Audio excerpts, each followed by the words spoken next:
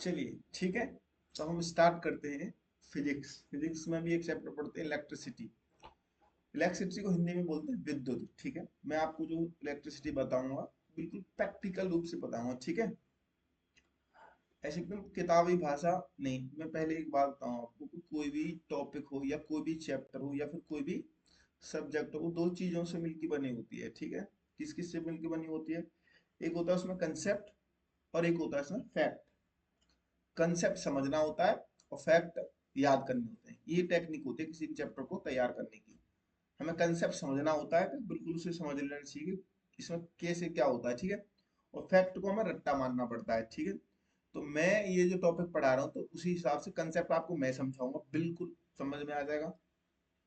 और फैक्ट जो जो मैं बताऊं, एक हाईलाइटर ले लो, नोट्स आपके पास है ही, मैं बताऊंगा इस चीज को हाईलाइट कर लो, उसे हाईलाइट कर लेना क्योंकि वो है फैक्ट। और फैक्ट को कुछ समझना नहीं होता, फैक्ट को क्या करना होता है, याद करना होता है, जो पेपर में डायरेक्ट आते हैं। कुछ क्वेश्चन फैक्ट बेस्ड आते हैं, कुछ कुछ आते हैं कंसेप्ट बेस्ड। ठीक है, तो मैं दोनों तरीके से समझाने की कोशिश करूंगा, बिल्कुल प्रैक्टिकल रूप से, किताबी भाषा कम, और रियलिटी में फिजिक्स कैसे काम करती है वो मैं आपको समझाने की कोशिश करूंगा। ठीक है, आगे बढ़ते हैं। तो ये है विद्युत यानी इलेक्ट्रिसिटी। सबसे पहले समझते हैं कि विद्युत धारा है क्या। विद्युत धारा है क्या? विद्युत धारा को बताने से पहले मैं एक बात बताऊंगा कि जैसे कोई भी पदार्थ हो, कोई भी चीज हो, वो किससे मिलके बनी होती है? किससे मिलके बनी होती है? एटम से। जैसे एटम से, एटम्स का मतलब, ठीक है, एटम्स का मतलब होता है परमाणुओं से मिलकर बनी होती है। अच्छा, परमाणु से मतलब थोड़ा सा बताओ ये क्या है परमाणु? एक्चुअली परमाणु क्या है, एक छोटे छोटे से कण होते हैं। छोटे छोटे से कण होते हैं परमाणु। छोटे छोटे छोटे छोटे, अगर आपस में उनको मिक्स कर लिया जाए तो कोई वस्तु बन जाएगी भाई। छोटी छोटी छोटी छोटी चीज है, मान ली जैसे मैं आपको बताऊं, मान ली कोई बहुत छोटी सी चीज कैसे बताऊं, सरसों के दाने, सुने सरसों? अब हमारी सरसों के बराबर कोई दाना है, अब एक साथ अगर उन्हें भी इकट्ठा कर लिया जाएगा बोरी की बोरी, और एक जगह रख दिया जाएगा तो बड़ी चीज बन जाएगी, नहीं बनेगी? तो सेम कोई भी चीज, जैसे मैं अभी चेयर पे बैठा हूँ, ये लैपटॉप किस पर रखा है, टेबल पर रखा है, तो ये जो टेबल है ना, ये भी छोटे छोटे परमाणुओं से मिलकर बनी है। ठीक है, अच्छा, परमाणु किसके किससे मिलकर बना होता है? एक्चुअली परमाणु में तीन चीजें होती हैं। क्या होता है? न्यूट्रॉन, प्रोटॉन और इलेक्ट्रॉन। न्यूट्रॉन और प्रोटॉन क्या होते हैं, वो एक जगह, देखो मैं थोड़ा सा बताता हूँ तुम्हें। क्योंकि मेरी प्रॉब्लम बस इतनी है कि इसमें लिख नहीं सकता, क्योंकि मेरे पास पैड नहीं है, लेकिन मैं माउस से लिखने की कोशिश कर, समझो। मान लीजिए ये कोई एटम है, ठीक है, ये क्या है, ये कोई एटम है, बिल्कुल समझ में आ जाएगा ये एटम। ठीक है, अच्छा, इसमें क्या होते हैं, क्लासेस होते हैं, बहुत सारी कक्षाएं होती हैं, ऐसे करके ऐसे करके ऐसे करके ऐसे करके, ये देखो तो, ये देखो ऐसे करके, है ना?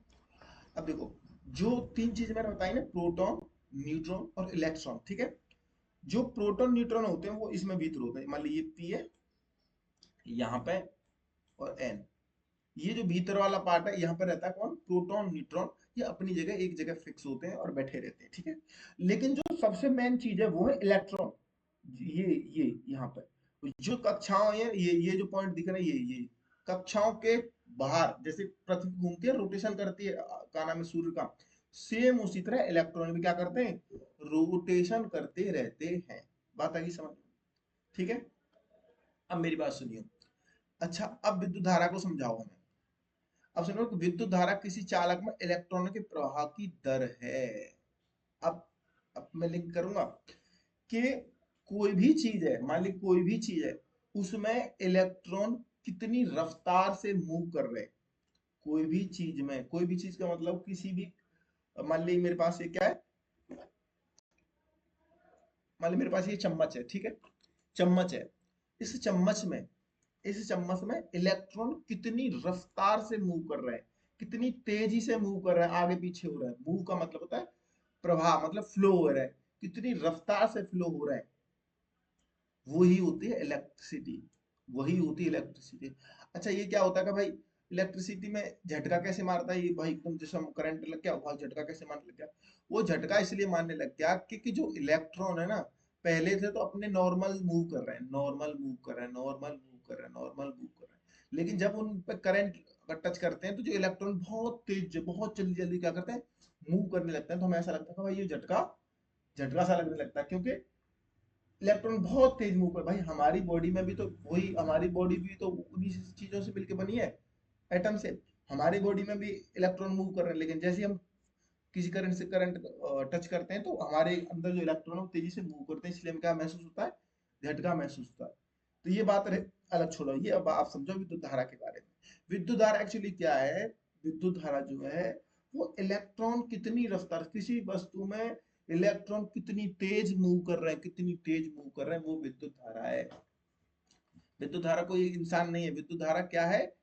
इलेक्ट्रॉन को मूव, कितनी तेज मूव कर रहा है, वही विद्युत धारा है। ठीक है, किसी तार में इलेक्ट्रॉन कितनी रफ्तार से जा रहा है, तो मतलब धारा बह रही है, उसमें इलेक्ट्रॉन फ्लो कर रहा है, मतलब उसमें धारा है। भाई तार में करंट आने का मतलब है, भाई इसमें देखो, वो तार तार को टच मत करिए, उसमें बिजली आ रही है, बिजली आ रही का मतलब उसमें इलेक्ट्रॉन बहुत तेजी रफ्तार से मूव कर रहे हैं। ठीक है, बात समझ में आ गई? इलेक्ट विद्युत धारा समझ में आएगी कि electron, momentum of electron is called electricity. ये तो इतनी बात समझ में आ गई। ठीक है, अब ये रहा कंसेप्ट, विद्युत धारा हमने समझ लिया कि इलेक्ट्रॉन जितनी तेज मूव करेंगे या इलेक्ट्रॉन के जो मूवमेंट होता है उसे हम क्या कहते हैं, धारा कहते हैं। ठीक है, अब ये था कंसेप्ट। नेक्स्ट इसका पॉइंट है, इसका SI मात्रक एम्पियर होता है, जो मैंने तुम्हें बताया कि अपना हाईलाइट लिखा, जो तुम्हारे पास हाईलाइटर है, जो नोट्स है उसे हाईलाइट कर लो। तो जो विद्युत धारा का जो मात्रक होता है, एम्पियर होता है। ये एम्पियर क्या है, मात्रक क्या होता है?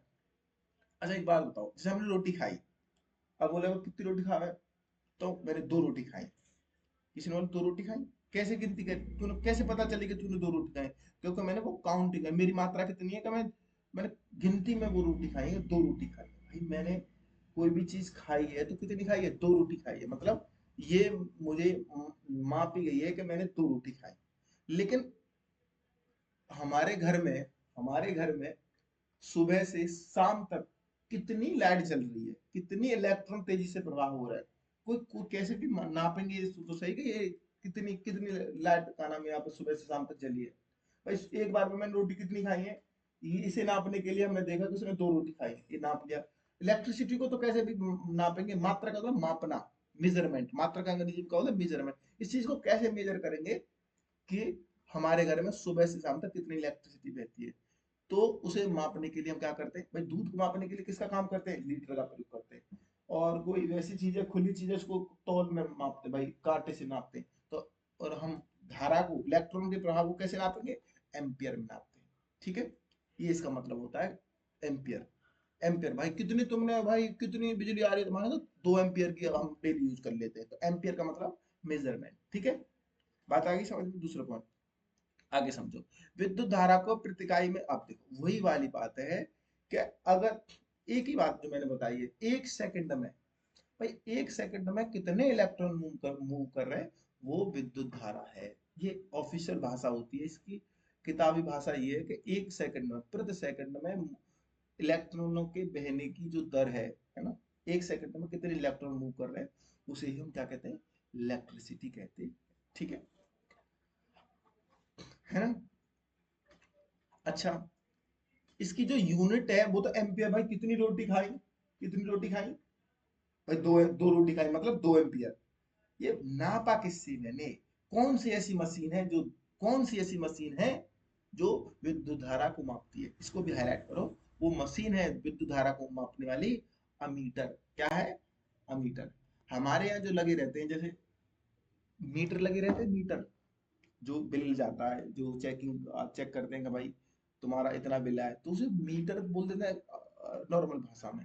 लेकिन वो क्या होता है, वो अमीटर होता है। क्या होता है वो, अमीटर होता है। तो विद्युत धारा को कैसे मापते हैं, अमीटर में। तो हमें क्लियर हो गया विद्युत धारा का, इलेक्ट्रॉन, इलेक्ट्रॉन कितनी रफ्तार से मूव कर रहे हैं। ठीक है, उसे उसकी मेजर कैसे करेंगे, हम उसे करेंगे एम्पियर में। किसके द्वारा करते हैं, अमीटर के द्वारा करते हैं। और ऑफिशियल भाषा इसकी देखिए, 1 सेकंड में कितने इलेक्ट्रॉन मूव कर रहे हैं, बस क्या कहते हैं, इलेक्ट्रिसिटी। अब समझो। ठीक है, अब हम आगे चलते हैं, अब देखते हैं विद्युत धारा, ये इसको फॉर्मूला बता। चलो मैं एक बार फॉर्मूला को एक बार लिखो, इस फॉर्मूले को सीधा एक जैसे फॉर्मूला है। इसमें क्या होता है कि फिजिक्स में जो न्यूमेरिकल आते हैं वो हमें फॉर्मूले बेस्ड आते हैं। अगर आपको फॉर्मूला पता है तो क्वेश्चन हो जाएगा। तो क्यू क्या होता है, क्यू होता है आवेश, ठीक है ना, चार्ज, है ना। आई क्या होता है, इलेक्ट्रिसिटी। और टी क्या होता है, टाइम होता है। ठीक है, तो सीधा सीधा हम याद कर लेते हैं, सीधा सीधा हम याद कर लेते हैं कि Q बराबर आई टी, Q बराबर आई टी। अब सबसे पहले ये आवेश क्या है, ये आवेश क्या है। ठीक है, आवेश को समझते हैं हम, आवेश क्या होता है।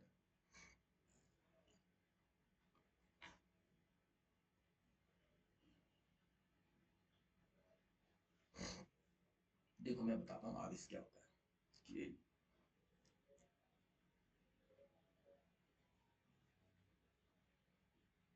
आवेश एक्चुअली जो इलेक्ट्रॉन मूव कर रहे हैं ना, जो इलेक्ट्रॉन मूव कर रहे हैं, जो इलेक्ट्रॉन मूव कर रहे हैं, वो कितनी रफ्तार से मूव कर रहे हैं, कितनी रफ्तार से मूव कर रहे हैं, तो वो क्या है, कितनी रफ्तार से मूव कर रहे हैं, वो तो क्या होगी हमारी, क्या हो गई, धारा हो गई। लेकिन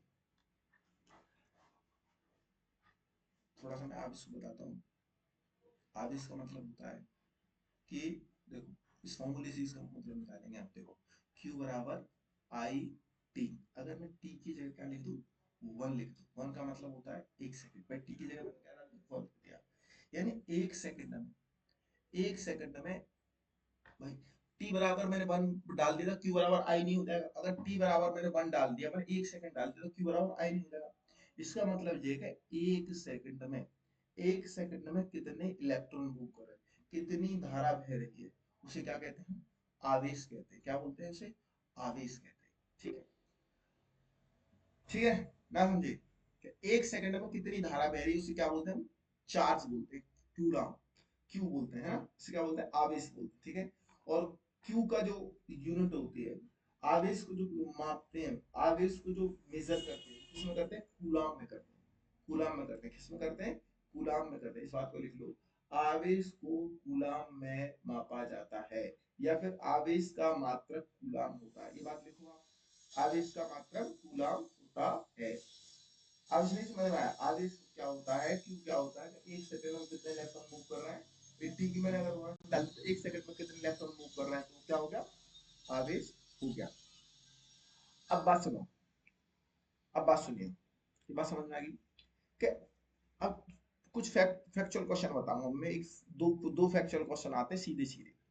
एक क्वेश्चन आता है, लिखो, लिखो थोड़ा सा खाली जगह में कहीं पे लिखो कि एक इलेक्ट्रॉन पर कितना आवेश होता है।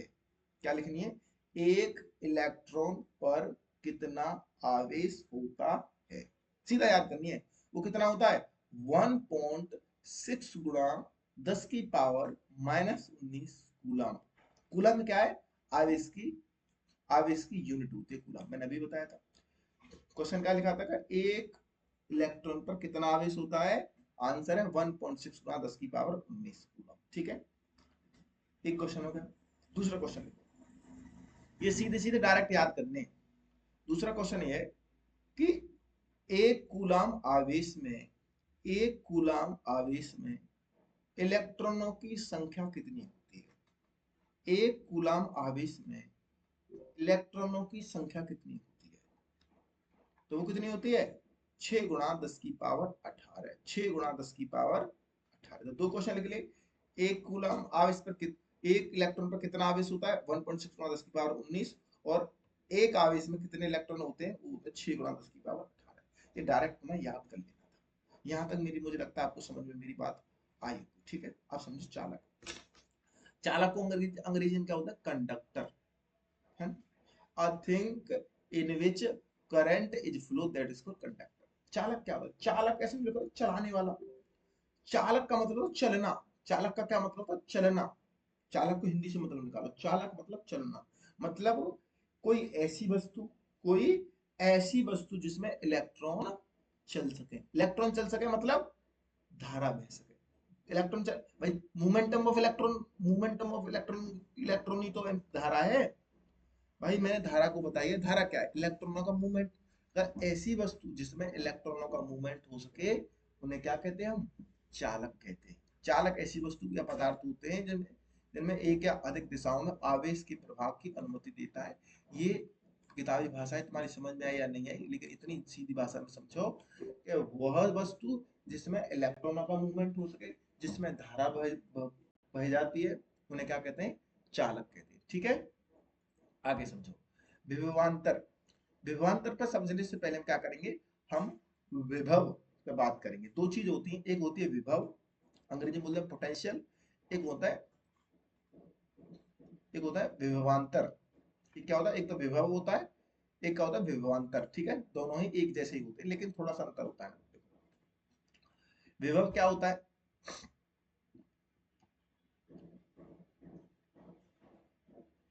कि एक कूलम आवेश को, अब आवेश क्या है मैं पहले बता दो, एक सेकंड में कितनी इलेक्ट्रॉन बह रहे हैं उन्हें कूलम आवेश के आवेश कहते हैं। मैंने आवेश के बारे में पहले ही बताया कि एक सेकंड में, यहाँ से मैंने बताया था कि एक सेकंड में कितने इलेक्ट्रॉन बह रहे हैं उन्हें कूलम कहते हैं। अब यहाँ समझो, एक कूलम आवेश को एक स्थान से दूसरे स्थान तक ले जाने में जो काम होता है, एक कूलम आवेश को, एक कूलम आवेश का मतलब होता है, इलेक्ट्रॉनों को समझ लो, मान ली इलेक्ट्रॉन यहाँ पे खड़े हैं, कहाँ पे खड़े हैं, मुखर्जी नगर में खड़े हैं, उन इलेक्ट्रॉनों को कहाँ पे लेके जाना है, हमें जहांगीरपुरी में लेके जाना है। तो जितना काम हुआ, जितना काम हुआ उसे हम क्या बोलते हैं, पोटेंशियल कहते हैं, विभव कहते हैं। पोटेंशियल का मतलब होता है पावर, पोटेंशियल को, तुझमें पोटेंशियल है, पोटेंशियल का मतलब होता है पावर। पावर का मतलब होता है कि इलेक्ट्रॉन यहाँ से यहाँ तक पहुंचने में कितना काम करना पड़ा, कितना काम करना पड़ा, उसे क्या बोलते हैं, पोटेंशियल कहते हैं, विभव कहते हैं। बात आई समझ में आई? ठीक है, बात आई समझ में? इसको कैसे मेजर करते हैं, इसकी यूनिट क्या होती है, किसे यूनिट नापते हैं, किसे में नापते हैं, वोल्ट या वोल्ट, वोल्ट मीटर है ना, वोल्ट में नापते हैं, किसे नापते हैं, वोल्ट में नापते हैं। और इसे मेजर किसके द्वारा किया जाता है, वोल्ट मीटर के द्वारा किया जाता है। समझ में नहीं आई हो, मैं बताता हूँ। मैंने दूध कितना पिया, मैंने 2 लीटर दूध पिया, मैंने कितना दूध पिया, 2 लीटर, ये मैंने क्वांटिटी गिनी कि 2 लीटर पिया। ये लेकिन ये लीटर मैंने मापा किसमें, जो लीटर होता है ना मग्गा, वो, वही अंतर यहाँ का। उसकी जो यूनिट, किसे मेजर कैसे करते हैं, वोल्ट में, जैसे काउंटिंग में वोल्ट में करते हैं, किसके द्वारा मापते हैं, वोल्ट मीटर के द्वारा मापते हैं। जैसे हमारे यहाँ मीटर लगा रहता है उससे विद्युत मापते हैं, उसी प्रकार वोल्टेज नापने के लिए वोल्ट मीटर का प्रयोग करते हैं। ठीक है, ये पोटेंशियल समझ में आएगा, विभव समझ में आएगा। विभव मैंने बताया था, विभव क्या बताया था मैंने, कि एक इलेक्ट्रॉन को एक स्थान से दूसरे स्थान तक ले जाने में जितना काम करना पड़ता है उसे क्या बोलता है, विभव कहते हैं। विभवांतर क्या होता है, विभवांतर विभवों का अंतर, संधि विच्छेद करो, विभवों का अंतर, यानी दो जगह, भाई दो जगह जो विभवों का अंतर है। विभवों का मतलब कि यहाँ पे भाई मैंने 5 यूनिट काम करा, वहां मैंने 10 यूनिट काम करा, अगर इन दोनों यूनिट को अगर हम डिफरेंस लेंगे तो 5 यूनिट आएगा, तो ये विभवों का अंतर है। तो विभवों के अंतर को क्या बोलते हैं, विभवांतर बोलते हैं। एक्चुअली विभव और विभवांतर एक ही चीज होती है, लेकिन अंतर है तो वो विभवांतर बन गया। इतनी बात समझ में आई?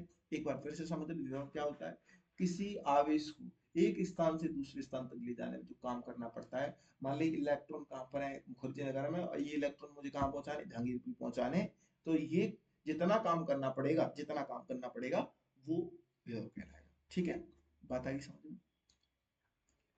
ठीक है, इसकी मैंने यूनिट भी बता दी, वोल्ट किससे मापते हैं, वोल्ट मीटर से मापते हैं। ठीक है, अब बात करते हैं ओम के नियम के बारे में। ओम भाई साहब के बारे में समझते हैं। ओम, ओम एक ऐसा लड़का था जिसका पूरा नाम था सर साइमन ओम। इस लड़के का नाम क्या था, सर साइमन ओम। ओम को क्या चल रही थी नियम देने की, मैं वो बताता हूँ। ओम ने क्या बोली कि मान ली कोई तार है, ठीक है, तार का मतलब चालक है, चालक का मतलब जिसमें करंट बह जाओ, ठीक है, तार। वन बोली क्या, किसी भी चालक पदार्थ में, मतलब कोई भी तार, तार समझ ले फिलहाल, चालक समझ, मैं बताना चालक के बारे में चाह रहा हूँ, फिलहाल मैंने एग्जांपल पे तार ले। उसने बोली कि अगर उसकी भौतिक अवस्थाएं का मतलब अगर तार मैंने 10 मीटर को ले, तो वो 10 ही मीटर को रहना चाहिए, जो नहीं कि तुम खींच के ज्यादा बड़ा कर दे।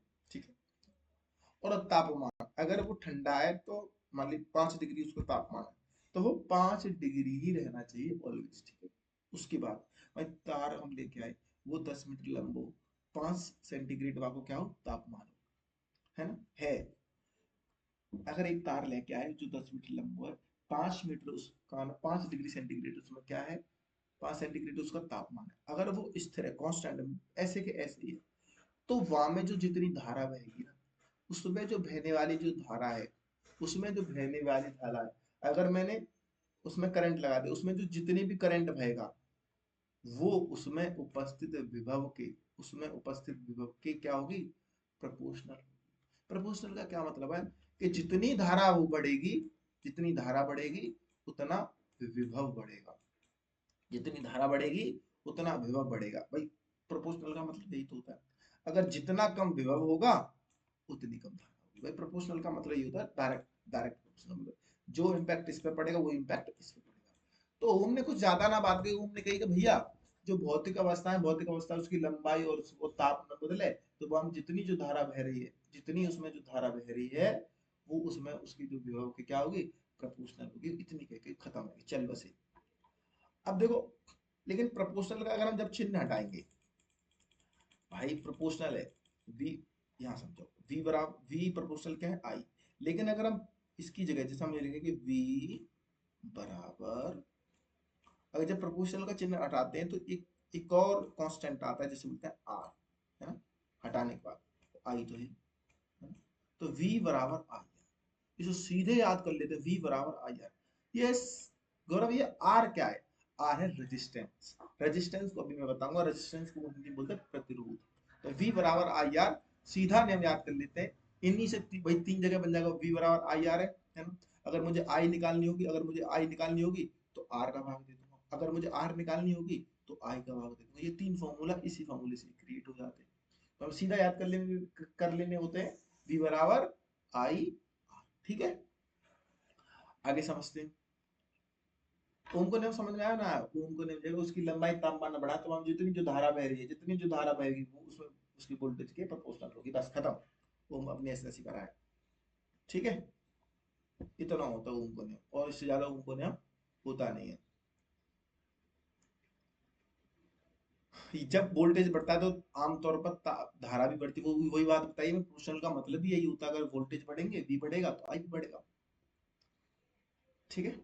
आगे समझते, अब समझते प्रतिरोध।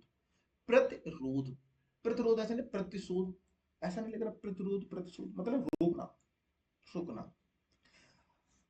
अच्छी वाली जिंदगी चल रही हो, कुछ चीजें ऐसी आ जाती हैं कि वो हमें अच्छी वाली जिंदगी को रोकती हैं, ठीक है, रोकती हैं। तो उन्हें क्या बोलते हैं, रेजिस्टेंस। क्या बोलते हैं, रेजिस्टेंस। वो हमारे लिए क्या बन के आई, रेजिस्टेंस बन के आई, मतलब वो हमारी अच्छी वाली लाइफ में क्या आई है, रेजिस्टेंस बन के आई है, प्रतिरोध बन के आई है, बाधा बन के आई है।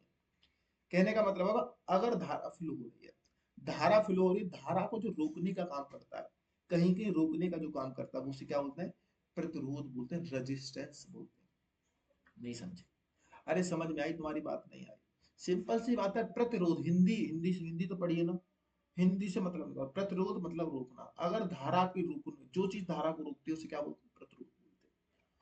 इस फॉर्मूले को भी थोड़ा सा याद कर लेते हैं, कैसे याद करते हैं, देखो पहले फॉर्मूले को देता हूँ, इसे याद अभी करवा दूंगा। आर क्या है, आर है रेजिस्टेंस मतलब प्रतिरोध। ये रो का मतलब है पदार्थ की प्रतिरोधकता। पदार्थ की प्रतिरोधकता का मतलब है कि जैसे मान ली, एक लिया मैंने लोहा और एक लिया मैंने चांदी। तुम्हें पता है कि चांदी में सबसे अच्छा करंट बहता है, सबसे अच्छा ज्यादा करंट होता है। अगर चांदी थोड़ी सी भी टच हो जाए तो आदमी बहुत तेजी से करंट आता है, बिलबिला जाता है। लेकिन वही लोहा, लोहा में चांदी की अपेक्षा कम करंट आता उसमें भी है, तुम्हें महसूस नहीं होगा, उड़ा देगा लोहा भी, लेकिन लोहा में करंट कम रहता है, ठीक है। तो इसका मतलब है चांदी की जो प्रतिरोधक क्षमता है, प्रतिरोधकता मतलब रोकने वाली जो क्षमता है वो कम है। भाई कम है उसकी प्रतिरोधकता, तभी तो उसमें अच्छा करंट बह रहा है। लेकिन लोहे की प्रतिरोधक क्षमता अधिक है, इसलिए उसमें चांदी की अपेक्षा कम करंट बह रहा है। तो इसका मतलब है पदार्थ की प्रतिरोधकता मतलब कौन, वो पदार्थ कैसा है कि कितनी मात्रा में, कितनी क्षमता में धारा को रोकने की क्षमता रखता है, उसे क्या बोलते हैं, पदार्थ की प्रतिरोधकता। रजिस्टिविटी रजिस्टिविटी रजिस्टिविटी, पता है समझ में। इसे रो से, इसे ये रो का सिंबल है, एक ग्रीक सिंबल है, इसे बोलते हैं रो, ठीक है। एल क्या है, लंबाई, और ए क्या है, अनुप्रस्थ काट का क्षेत्रफल। ए क्षेत्रफल होता है, और अनुप्रस्थ काट क्या बवाल है भाई, ये तार है, ठीक है, ये क्या है, तार है। अब ये देखिए हमारी ये तार ऐसे ही तो होता है कुछ तार, ये तार है, ठीक है, छोटा सा तार का टुकड़ा है। इस तार का आर रेजिस्टेंस हो गया, इस तार की जो रो है ये प्रतिरोधक रेजिस्टिविटी होगी कि कितनी क्षमता से धारा को रोकता है। एल स्टार की लंबाई होगी, ए अनुप्रस्थ काट का क्षेत्रफल। ये जो सर्कल दिख रहा है, सर्कल सर्कल, ये सर्कल दिख रहा है, ये जो सर्कल है, ये क्या अनुप्रस्थ काट है, ये क्या है अनुप्रस्थ काट है। इसी एरिया के बारे में बात कर रहा है ये ए, इसी एरिया के बारे में बात कर रहा है, ये वाला जो ये वाला होता है अनुप्रस्थ काट, ठीक है ना। अरे नहीं समझे, जो तुम्हारी जो पेन है हाथ में, पेन के जो ऊपर वाला ऐसा गोल गोल सा दिख रहा है, वही है अनुप्रस्थ काट, ठीक है। अब इसको थोड़ा सा फॉर्मूले को याद भी करवा देते हैं। अगर मैं इस ए को इधर ले जाऊं, अगर इस भाई भाग की चीज गुणा में ले जाऊं, तो ऐसे नहीं हो जाएगा ये फॉर्मूला, आर ए है ना, ऐसा हो गया बराबर, ठीक है ना, ये रो है ना, रो, ये फॉर्मूले को मैंने थोड़ा सही से लिख दिया, कैसे लिख दिया, थोड़ा ठीक से लिख दिया है ना। तो इसे कैसे याद करते हैं, राम की अयोध्या, राम की अयोध्या बराबर, भाई रो को भी बोलेंगे आर, रावण की लंका, राम की अयोध्या बराबर रावण की लंका, ठीक है। बात है समझ में। प्रतिरोधकता या विशिष्ट प्रतिरोध, एक नई बात है, इसे रोज व्यक्त करते हैं। मैंने अभी वही बात बताई कि कोई पदार्थ में कितनी क्षमता है धारा को रोकने की, भाई प्रतिरोधकता का मतलब विरोध करने की क्षमता, उसकी कितनी क्षमता है धारा को रोकने की, उसे क्या बोलते हैं, प्रतिरोधकता या विशिष्ट प्रतिरोध। इसे हम रो से क्या करते हैं, आइडेंटिफाई करते हैं, ठीक है। बात है, अगर प्रतिरोधकता में से कैसी रहती है, स्थिर रहती है। अब प्रतिरोधकता स्थिर रहने का मतलब है, अगर मेरे पास लोहे का तार है, तो वो अपनी उसकी क्षमता है कि भाई मैं इतनी इतनी ताकत से काना में धारा को रोक सकता हूँ, चाहे उसे ठंडा हो चाहे गर्म हो, वो हमेशा कैसी रहती है, स्थिर रहती है, कांस्टेंट रहती है। मुझे लग रहा होगा कि मैं थोड़ी बहुत आपको अपनी बात समझा पा रहा हूँ। ये अब देखो, चालक की लंबाई, रेजिस्टेंस जो होता है, यहाँ से देखो, यहाँ से देखो, रेजिस्टेंस जो होता है आर के प्रोपोर्शनल नहीं है, यहाँ से देखो है ना, आर के प्रोपोर्शनल, आर के बराबर तो प्रोपोर्शनल होगा, ये चालक की लंबाई रेजिस्टेंस की क्या होती है, प्रोपोर्शनल होती है। अनुप्रस्थ काट का क्षेत्रफल जो आर है, देखो यहाँ, देखो यहाँ वाले आर, हाँ तो एक ही फॉर्मूला ना, ये दोनों फॉर्मूला एक ही तो है ना। देखो ये जो आर है, अनुप्रस्थ काट के क्या है, रेसिप्रोकल है ना, मतलब रेसिप्रोकल है, व्युत्क्रमानुपाती है ना, जैसे ये ऊपर है तो ये नीचे है। तो जो अनुप्रस्थ काट के क्षेत्रफल के क्या व्युत्क्रमानुपाती होती है, क्या रेजिस्टेंस, ठीक है। प्रतिरोध अनुप्रस्थ काट के क्षेत्रफल के क्या होता है, व्युत्क्रमानुपाती होता है। ये मोटे चालक की प्रतिरोध कम होता है क्योंकि इलेक्ट्रॉन कम का टकराव होता है, यानी अब मैंने अनुप्रस्थ काट के क्षेत्रफल को देसी में मतलब ये होता है कि वो तार कितना मोटा है, कितना मोटा है। जो तार ज्यादा मोटा होगा, मतलब जो तार ज्यादा मोटा होगा उसमें करंट कम बहेगा, और जो तार ज्यादा पतला होगा उसमें करंट ज्यादा बहेगा। बात है। टी क्या होता है, टी टेम्परेचर होता है, टी क्या होता है, टी टेम्परेचर होता है, दायित्व चालों के लिए तापमान के साथ प्रतिरोध बढ़ता है। अब यहाँ देखो, एक सीधा क्वेश्चन आता है कि बताइए तापमान बढ़ने से क्या प्रतिरोध बढ़ता है, तो आंसर क्या होगा, यस, तापमान बढ़ने से प्रतिरोध बढ़ता है। ये सीधा सीधा आप क्वेश्चन याद कर लो। पदार्थ की प्रकृति, आप समझते हैं पदार्थ की प्रकृति या प्रतिरोधकता, वही अभी तक वही चीजें चल रही है, अभी तक वही चीज चल रही है, प्रतिरोधकता।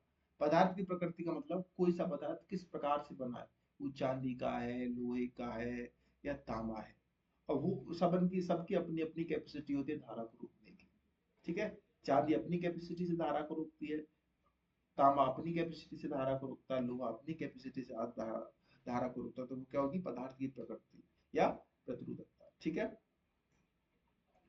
ठीक है, मेरी बात समझ में आई। प्रतिरोधकता का ऐसा ही मात्रक क्या होता है, ओम मीटर। प्रतिरोधकता का ऐसा ही मात्रक क्या होता है, ओम मीटर। डायरेक्ट क्वेश्चन होता है, प्रतिरोधकता का ऐसा ही मात्रक क्या होता है, ओम मीटर। ये जो सिंबल है ना, ये जो सिंबल है, ये जो सिंबल है, ये गंदा सा जो सिंबल है, चूल्हे जैसा जैसे है ना, चूल्हा उल्टा रखा है, इसे क्या बोलते हैं, ओम बोलते हैं।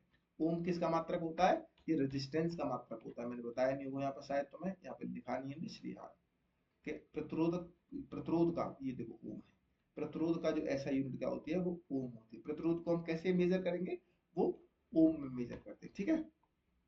बात आ गई समझ में। चालकत्व, मैंने अभी बात करी रजिस्टिविटी के बारे में। रजिस्टिविटी का मतलब होता है कौन सा पदार्थ धारा को कितनी क्षमता से रोक रहा है, तो वो क्या हो गई, रजिस्टिविटी। और लेकिन ये क्या, कंडक्टिविटी, अंग्रेजी बोलेंगे चालकत्व, यानी चालक का मतलब होता है वो पदार्थ जिसमें धारा बह जाए।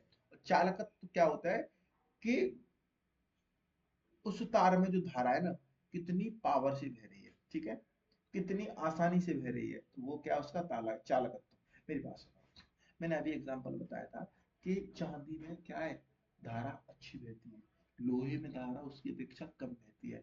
तो चांदी की जो रुकावट क्षमता वो तो कम है, लेकिन उसकी चालकता अच्छी है क्योंकि उसमें बढ़िया से धारा बह रही है। लेकिन लोहे की जो रुकने की क्षमता मतलब प्रतिरोधकता कैसी है, अच्छी है, लेकिन उसकी चालकता कैसी है, कम है। बात आई समझ में। चालकता, चालकता का मतलब होता है भैया फ्लो ऑफ इलेक्ट्रॉन, इलेक्ट्रॉन कितनी अच्छे तरीका से मूव कर रहा है, वो होती है चालकता। नहीं समझे, समझे नहीं समझे। चालक का मतलब होता है कि ऐसी चीज जिसमें इलेक्ट्रॉन बह जाए और कितनी आसानी से इलेक्ट्रॉन बह रहे हैं, उसे बोलते हैं हम चालकत्व। बात आई समझ में आई। अब ये तीन चीज होती है, चालक, अर्धचालक, कुचालक। चालक मेरा भी बताया वो पदार्थ जिसमें धारा बह जाए, जिसमें इलेक्ट्रॉनों का प्रभाव, जिसमें इलेक्ट्रॉनों का प्रभाव, वो क्या होते हैं, चालक। जैसे सबसे बढ़िया एग्जांपल है चालकों में, अगर ना समझ में आए कि चालक है या कुचालक है या अर्धचालक, वो चालक को लो, है ना, और उसे उस पर करंट लगाओ, और फिर वो करंट को टच करके देखो, अगर हाथ में झंझनाहट आ रही है तो वो चालक है, और हाथ में झंझनाहट नहीं आ रही तो वो कुचालक है। ठीक है तो ऐसा करना नहीं है। जैसे तांबा, चांदी, सोना, एल्यूमिनियम, स्टील, जितने भी मेटल होते हैं सब चालक होते हैं। चालक का मतलब जिनमें धारा बह जाती है। अर्धचालक क्या होते हैं, अर्धचालक मतलब क्या होता है कि जिनमें, पहले अर्धचालक तो समझने पड़ते, कुचालक समझते हैं, है ना। कुचालक ऐसे होता है कि जिनमें, देखो मेरी बात सुनो, जिनमें इलेक्ट्रॉनों का प्रवाह नहीं होता, इलेक्ट्रॉनों का प्रवाह नहीं होता तो इसमें करंट नहीं आता है।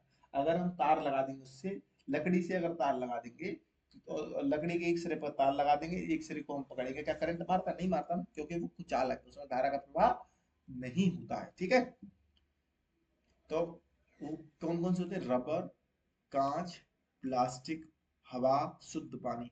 शुद्ध पानी, अरे पानी तो करंट आता है। कभी भी बरसात का पानी हो ना, बरसात का पानी कैसा होता है, शुद्ध पानी, तो बरसात का पानी शुद्ध होता है बिल्कुल, जब तक वो धरती पे आके गिरे ना।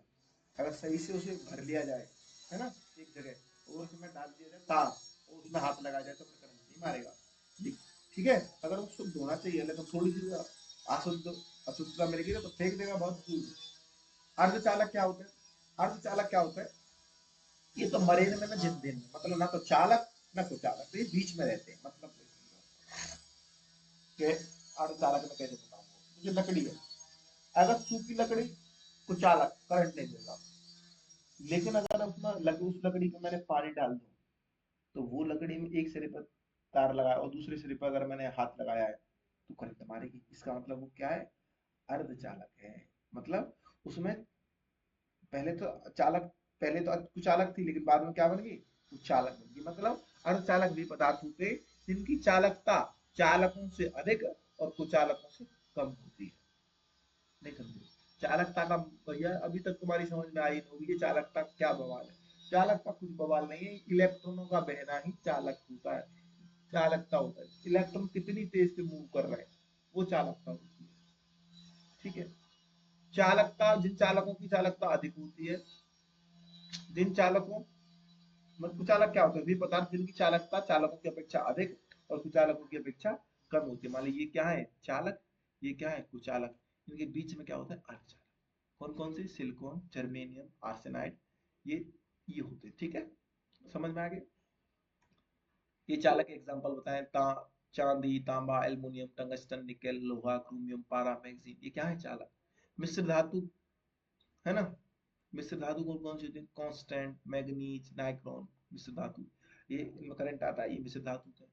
विद्युत रोधी मतलब कुछ ये जो है ना मिश्र धातु का मतलब है, ये जो लिखा है कंस्टेंटन, मैग्नीज, नाइक्रोन, ये क्या है, मिश्र धातु। विद्युत रोधी या कुचालक कौन कौन से होते हैं, कांच, कठोर, एबोनाइट, हीरा का, हीरे में करंट नहीं आता, हीरे में करंट नहीं आता, कागज, एबोनाइट, कठोर, रबर, एग्जांपल याद रखने तो आ जाता है क्वेश्चन, इनमें से कौन सा चालक है, कौन सा कुचालक है, तो याद रखना है। कांच में करंट नहीं आता है, क्यों, कठोर रबर में नहीं आता, एबोनाइट में नहीं आता, हीरे में नहीं आता, कागज, सुख में नहीं आता। ठीक है, अब समझते हैं प्रतिरोधों का संयोजन, है ना।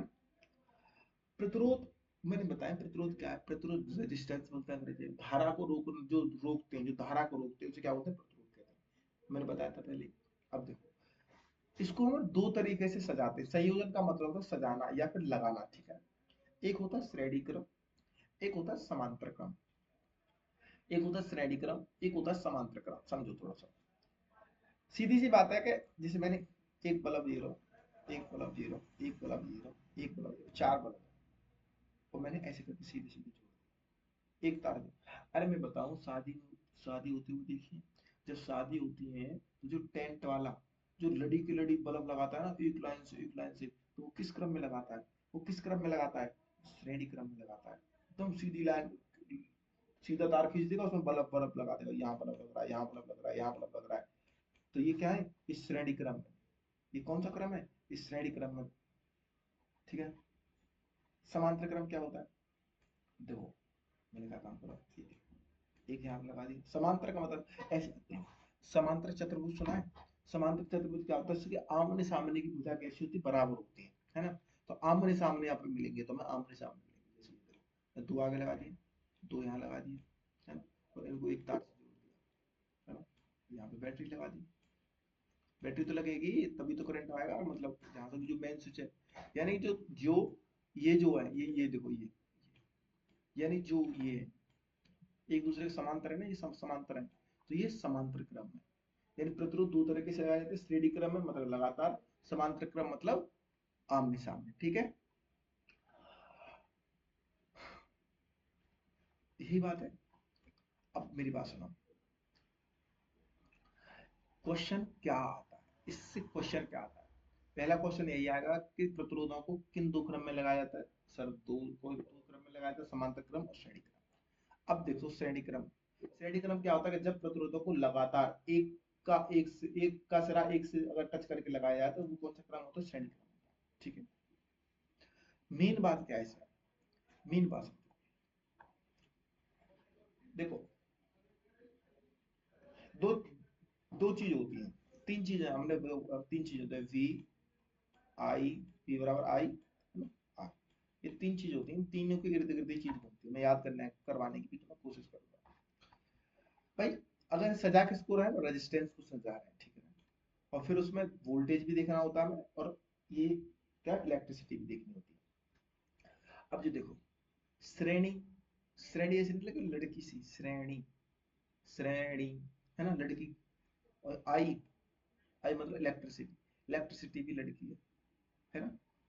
समझने की कोशिश करो, कुछ याद करवाने की कोशिश करो, ये भी लड़की है, ये भी लड़की है। इसका मतलब है कि श्रेणी क्रम में जो लड़की है ना, एक समान रहती है। मतलब श्रेणी क्रम में धारा कैसी रहती है? एक जैसी रहती है। लेकिन वोल्टेज मतलब विभवांतर, पोटेंशियल, ये लड़का है, ये लड़का है, मतलब भाई लड़कियों से तो अलग रहेगा ना लड़का, तो लड़कियों से लड़का अलग रहेगा ना, इसका मतलब है विभव कैसा रहता है? अलग रहता है। सीधी सी बात मैंने याद करवा दी है कि श्रेणी क्रम में जो धारा कैसी रहती है? समान रहती है। लेकिन जो वोल्टेज रहते हैं वो कैसे रहते हैं? अलग अलग रहते हैं। कैसे रहते हैं? अलग अलग रहते हैं। इतनी याद रख लेनी, श्रेणी क्रम में धारा का मान समान व भाई श्रेणी क्रम में प्रत्येक प्रतिरोध में धारा समान बहती है, लेकिन वोल्टेज अलग अलग। ठीक है। श्रेणी क्रम को जोड़ते कैसे हैं? ऐसे कि R1 R2 डायरेक्ट जोड़ देते हैं। जैसे अगर हमें पूरा प्रतिरोध निकालना हो, पूरा प्रतिरोध निकालना हो, तो इन सभी को जितने भी प्रतिरोध लगे होते हैं, मैंने जैसे मैंने यहाँ चार प्रतिरोध लगाए थे, अगर हमें एक साथ पूरा प्रतिरोध निकालना है तो मैं चारों को डायरेक्ट जोड़ दूंगा।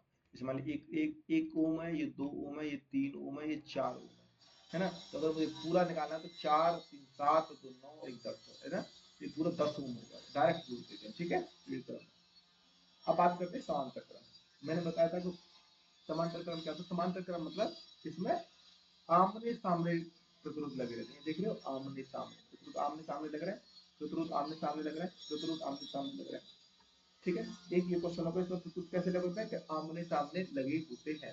दूसरी बात, वही बात, वी आई आर, हम सजा किसको रहे हैं? आर को सजा रहे हैं। लेकिन मेन चीज इनको देख रहा है। अब देखो, विभवांतर, विभवांतर लड़का जैसा लग रहा है, समांतर लड़का जैसा लग रहा है। यानी यहाँ पे क्या होता है? यहाँ पे विभवांतर समान होता है। यानी कि समांतर क्रम में प्रतिरोध में क्या होता है? विभवांतर समान होता है। लेकिन जो इलेक्ट्रिसिटी है, जो कि धारा है, वो कैसी होती है? क्योंकि ये लड़की है, ये अलग रहेगी, तो ये अलग अलग होती है। तो बस तुम पढ़ोगे, जो लिख रही है भाषा तो तुम्हारी समझ में आ गई।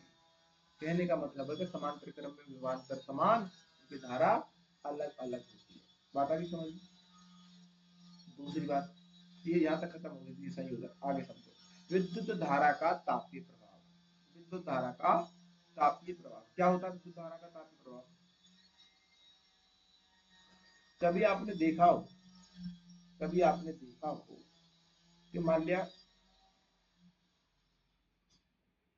हम कोई तार लिया और प्लग उसमें लगा दिया, खुले तार है उसमें, वो नहीं लगाया, प्लग नहीं लगाया, खुले वाले तार है, और वो हमने अंदर डाले स्विच, अब डाले तो तुरंत बाहर निकाले, उन्हें टच करके देखा तो तार कैसा हो जाता है? गर्म हो जाता है, गर्म हो जाता है ना गर्म, यानी करंट के बहने से उसमें क्या गया, उसमें गर्म हो गया, वो क्या हो गया? गर्म हो गया, करंट के बहने से वो तार क्या हो गया?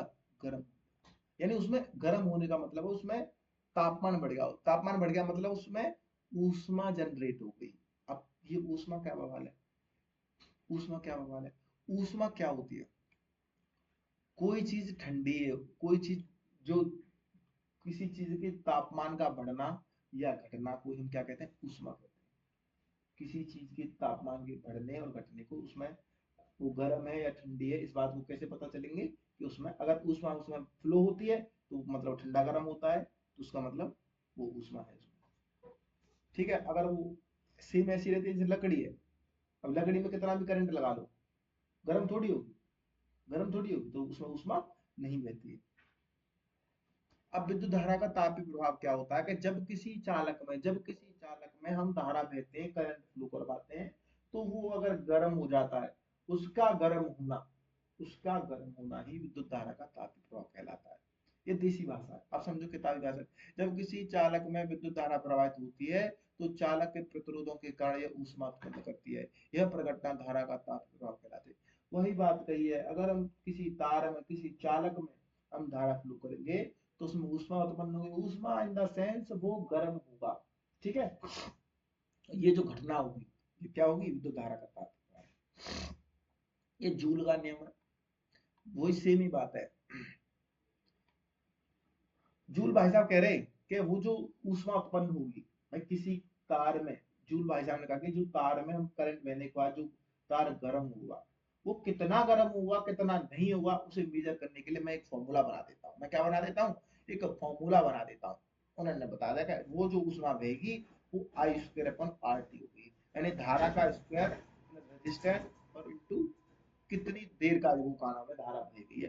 तो उन्होंने जूल भाई साहब ने एक फॉर्मूला दिया, एच बराबर आई स्क्वायर आर टी, है ना, एच बराबर आई स्क्वायर आर टी, ये मेन फॉर्मूला आता है, और इन्हीं फॉर्मूले से मिलकर बने होते हैं ये। लेकिन हमें ये याद नहीं करना, हमें ये वाला याद करना है। ठीक है, ये वाला याद करना है। ठीक है, इसी से काम चल जाएगा हमारा। ठीक है, ये समझ में आएगा, विद्युत धारा का ताप प्रभाव आ गया, जूल को नियम मैंने समझा दिया आपको। आप समझो, सीधे सीधे क्वेश्चन आते हैं। इलेक्ट्रिक हीटर किससे मिलकर बना होता है? अरे तुमने हीटर देखो, वो जो स्प्रिंग आती है ना, स्प्रिंग लेके आते हैं हीटर की, वो किसकी बनी होती है? नाइक्रोम की बनी होती है। किसकी बनी होती है? नाइक्रोम की बनी होती है। बस इतना क्वेश्चन आता है कि जो हीटर में लगी स्प्रिंग किसकी बनी होती है? वो नाइक्रोम की बनी होती है, डायरेक्ट याद कर लो, फैक्ट है। अगला क्वेश्चन आता है इलेक्ट्रिक बल्ब। तुमने कभी बल्ब देखो, बल्ब में, भाई बल्ब में तुमने ऐसे देखो बिल्कुल धनुष का, ऐसे करके,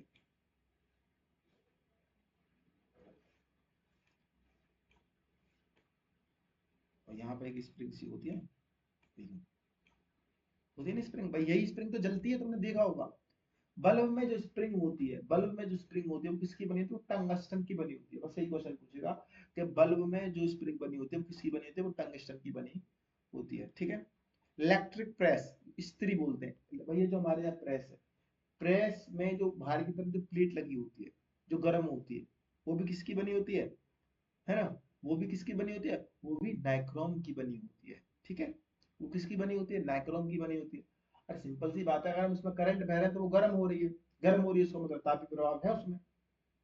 अरे मैंने यही तो नियम आपको बताया है, जो यहाँ पे लिख दिया उन्होंने, कपड़ों पर प्रेस करने के लिए तापीय प्रभाव का उपयोग करते हैं इलेक्ट्रिक। सिंपल सी बात है कि विद्युत धारा का तापीय प्रभाव यही है कि अगर उसमें हम करंट बहेंगे तो वो गर्म होगा। ठीक है, मेरी बात को थोड़ा सा समझते रहिएगा। आप फ्यूज तार के बारे में बात करो, फ्यूज तार तुमने देखेंगे कट आउट, अभी तो कट आउट थोड़ा सिस्टम वाला आ गया, पहले कट आउट थोड़े से अलग टाइप के आते थे। सीधा याद कर लो आप कि फ्यूज तार में क्वेश्चन क्या आता है, फ्यूज तार में किस गलनांक का तार होता है? गलनांक का मतलब है कि वो जल्दी पिघलता है या कम जल्दी बांधता है। फ्यूज तार लग रहा हो तो ज्यादा लाइट आ गई है, अगर फ्यूज तार गल के पिघल गया तो मतलब कनेक्शन कटेगा। कनेक्शन कटेगा तो मतलब हमारी और ज्यादा लाइट आए। अगर गलती से मान ली हमारे यहाँ 10 वोल्टेज की लाइट की जरूरत पड़ती है, हमारे जो टीवी वीवी या फ्रीज कूलर एसी है उन्हें अमूमन मान लेते हैं कि 10 वोल्टेज की कारण में क्षमता है उनकी खींचने की। अब एकदम से एकदम ऐसी कोई बात हुई वहां पे बिजली घर से, वहां पे 100 वोल्टेज की एकदम से लाइट फ्लो होने लगी, तो फ्यूज तार की क्षमता 10 वोल्टेज है, तो वो पिघल गया। वहीं पिघल गया तो मतलब कनेक्शन कट गया, तो हमारा सामान बच गया। अगर फ्यूज तार नहीं पिघलता तो हमारे टीवी कूलर की क्षमता 10 वोल्टेज थी, लेकिन उनमें अचानक से 100 वोल्टेज आ गई, तो वो एकदम से झेल नहीं पाएंगे, सब खराब हो जाता है। इसलिए फ्यूज तार कैसा होता है? कम गलनांक का होता है कि जल्दी पिघल जाता है। ठीक है, समझ में आ गई बात?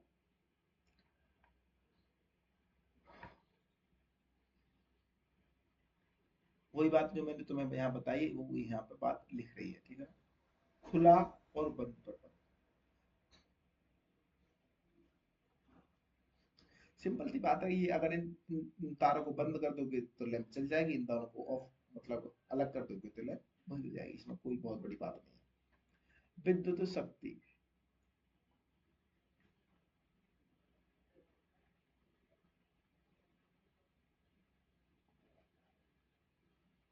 विद्युत शक्ति समझते, ठीक है। फिर ये घरेलू कविटी तो किरचॉफ ने वोल्टेज का नियम, ये हमारे पास है। आगे को समझा, ये बहुत इंपॉर्टेंट है जी।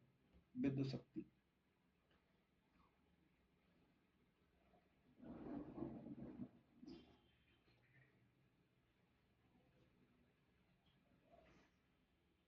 देखो मेरी बात सुनो कि तुमने देखा होगा तुम्हारे यहाँ कनेक्शन कितने वाट का हो रहा है? क्या भाई, हमारे यहाँ तो 2 किलो वाट का हो रहा है। यानी जो हमारी क्षमता है, हमारे जो घर की जो क्षमता है इलेक्ट्रिसिटी को यूज करने की, भाई हमारी जो क्षमता है इलेक्ट्रिसिटी को यूज करने की, वो हम वॉट में मेजर करते हैं। वॉट का मतलब पावर, शक्ति। देखो मेरी बात, विद्युत शक्ति वह दर है जिस पर विद्युत ऊर्जा की खपत होती है। मतलब हम विद्युत ऊर्जा, हम इलेक्ट्रिसिटी कितनी यूज कर पाते हैं, कितनी हमारी क्षमता है यूज करने की, ठीक है। तो वो हम वॉट में करते हैं, ठीक है। क्या में करते हैं? पी मतलब पावर, पावर, पी मतलब पावर, और इसकी जैसा यूनिट क्या होती है? वॉट होती है। मतलब हमारी हमारी विद्युत ऊर्जा की जो क्षमता है खपत करने की, यूज करने की, उसे क्या बोलते हैं हम? विद्युत शक्ति कहते हैं। नहीं समझे? अरे हमारे यहाँ जो कनेक्शन लगा वो 2 किलो वाट का लगा। कभी भी हमारे यहाँ जो चेक करने आते हैं कि भाई कितने का है, 2 किलो वाट का, तो यानी तुम्हारे यहाँ 2 किलो वाट, 2 किलो वाट का जो कनेक्शन है, 2 किलो वाट बिजली एम्पियर तुम झेलने की तुम्हारी क्षमता है तुम्हारे घर की। तो उसमें जो शक्ति को मतलब, अरे किसी घर को कितनी इलेक्ट्रिसिटी की क्षमता यूज करनी पड़ती है, उसे उसकी क्या बोलते हैं? शक्ति बोलते हैं, विद्युत शक्ति बोलते हैं। फॉर्मूले को नोट डाउन कर लो, पी बराबर वी आई, पी बराबर वी आई, पी बराबर वी आई, ठीक है। बात समझ में आ गई? अब ये समझो, इसको मैं तुम्हें बताऊंगा कि 1 किलो वाट घंटा, 1 किलो वाट घंटा क्या होता है कि 1 किलो वाट, 1 किलो वाट घंटा मतलब 1 आवर, ठीक है। किलोवाट में वाट कितने होंगे? 1000 वाट होते हैं। अगर 1 घंटा को अगर हम सेकंड में बदलेंगे तो 1 मिनट, 1 मिनट में कितने होते हैं? 60 मिनट होती है घंटे में, और 1 मिनट में 60 सेकंड होती है, तो 3600 सेकंड। यानी 1 किलो वाट घंटा बराबर क्या होता है? अब तुमको 1 किलो वाट घंटा बराबर क्या होता है? कितने? इकाई, ढाई, सैकड़ा, हजार, 10,000, लाख, 10 लाख। अरे इतने तुम भूल जाओ, इतना सिर्फ समझो 36। 1 किलो वाट यहीं से निकालो इसको, जो 1 किलो वाट घंटा बराबर होता है 3.6 × 10 की पावर 6। 1 किलो वाट घंटा बराबर होता है 3.6 × 10 की पावर 6 जूल। याद करना होता है, इसमें सीधा कुछ नहीं, सीधा याद कर लो। सिर्फ 1 किलो वाट घंटा बराबर होता है 3.6 × 10 की पावर 6 जूल, ठीक है। घरेलू वायरंग में रंग कोडिंग, देखो अगर वो लाइव वायर है, लाइव मतलब करंट दौड़ रहा है उसमें, तो लाल पे होगा, ठीक है। न्यूट्रल वायर है तो वो क्या होता है? काला होता है। अरे वो नहीं आती, केबल आओ। भू संपर्क पृथ्वी से अर्थ ले रहे हो तो वो हरा या पीला होगा। और विद्युत की पकड़, ये ऐसे मेरी बात सुनो। अरे तुमने देखा होगा प्रेस में या फिर किसी भी सामान आते हैं, तीन तरह के टायर होते हैं ना। एक होता है लाल, एक होता है कैसा होता है काला, एक होता है पीला या हरा। लाल क्या होता है, उसमें वोल्टेज ज्यादा आते हैं। काला क्या होता है कि वो न्यूट्रल रहता है, किसी किसी के साथ भी जोड़ सकते हैं। और एक होता है अर्थिंग वाला, वो कैसा मिलेगा तुम्हें, या तो पीला मिलेगा या फिर तुम्हें हरा मिलेगा। ठीक है, बात समझ में आएगी। आप समझो विटिस्टेन सेतु के बारे में। विटिस्टेन नाम को एक वैज्ञानिक हो, विटिस्टेन नाम को क्या हो, वैज्ञानिक हो। इसमें से सीधा क्वेश्चन, एक सीधा क्वेश्चन क्या आता है वो मैं आपको बताऊंगा। विटिस्टेन ने क्या क्या बनाया, एक पर्वत बनाया, इस टाइप को देखो, एक पर्वत बनाया है ना। तो क्वेश्चन लिखो, विटिस्टोन ने क्या बताया था, विटिस्टोन ने क्या बताया था, विटिस्टोन ने बताया था अज्ञात प्रतिरोध कैसे पता करें। अज्ञात प्रतिरोध का कैसे पता लगा, ये विटिस्टोन ने बताया। अज्ञात प्रतिरोध का पता लगाने के बारे में हमें किसने बताया, विटिस्टोन ने बताया।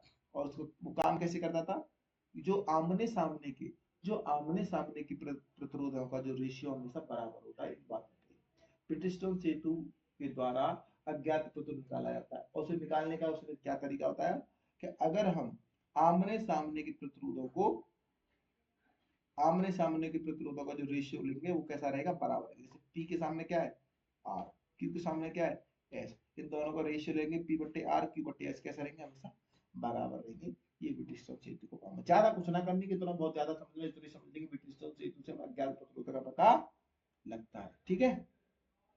क्रिचॉफ भाई साहब, क्रिचॉफ, एक्चुअली क्रिचॉफ ने क्या काम बताए।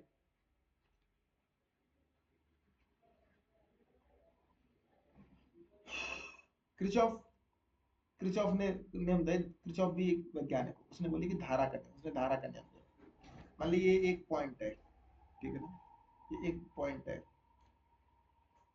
यहाँ एक तरह से धारा आ रही है, ये धारा आ रही है, दो तार, दो तार जोड़ दे, ये धारा जा रही है, ये धारा जा रही है, ये धारा आ रही है, ये धारा जा रही है ना। तो इसने बोली कि जो किरचॉफ बोलते हैं कि भैया इस वाले पॉइंट पर, किसी विशेष पॉइंट पर आने वाली धारा का योग जाने वाली धारा के योग के बराबर होता है। The sum of incoming incoming electricity is equal to in outgoing electricity. यानी किसी विशेष बिंदु पर आने वाली धारा और जाने वाली जो धारा का नियम, जो जाने वाली जो धारा का योग होगा ना, वो हमेशा कैसा रहेगा, बराबर रहेगा। मेरी बात समझ में आ रही है? ठीक है। एक बताया था वोल्टेज का नियम। ये किरचॉफ के दो नियम है, एक धारा का नियम होता है, एक वोल्टेज का नियम। किरचॉफ ने दो नियम दिए थे, एक धारा का नियम दिया था। धारा का नियम ये तो दिया आने वाली धारा का योग जाने वाली धारा के बराबर, आने वाली धारा का योग जाने वाली धारा के बराबर होता है। वोल्टेज का नियम क्या बताओ, वोल्टेज का नियम सीधा बताओ उन्होंने कि मान लीजिए कोई वोल्टेज के नियम में कुछ हो रहा है। हम्म,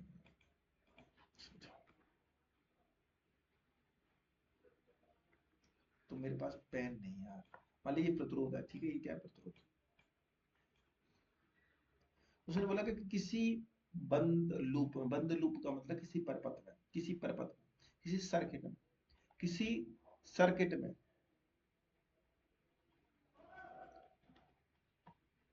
अगर हम यहाँ पर उनको दो जगह प्रतिरोध है, एक यहाँ पर प्रतिरोध है, तीन जगह प्रतिरोध बना देते हैं।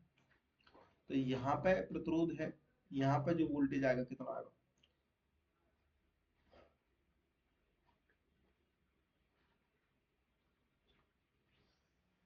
कि किसी परपथ में अगर हम सारे वोल्टेजों को जोड़ दें, यहाँ पे कितना वोल्टेज है, यहाँ पे कितना वोल्टेज है, यहाँ पे अगर कितना वोल्टेज है, अगर हम तीनों वोल्टेजों को जोड़ देंगे तो वो कितना आता है, जीरो आता है। किसी बंद परपथ में उपस्थित वोल्टेजों का अगर हम योग करेंगे तो वो जीरो होता है। नहीं, बात तुम्हारी समझ में आई होगी। मैं बताता हूँ, किरचॉफ ने दो नियम दिए थे, एक संधि का नियम दिया था, एक वोल्टेज का नियम था। संधि का नियम उसने ये बताया था, किसी किसी एक बिंदु पर आने वाली धारा का जाने वाली धारा की बराबर होता है। वोल्टेज का नियम उसने बताया कि किसी परपथ में अगर मैं सारे वोल्टेजों को ऐड कर दूंगा तो वो जीरो के बराबर आएगा। और इतनी कह के वो किरचॉफ मर गया। ठीक है, खत्म। अब इस तरह मुझे बताओ, ये तुम्हारी यहाँ तक बात समझ में आई तो फिर हम आगे बढ़ाएंगे।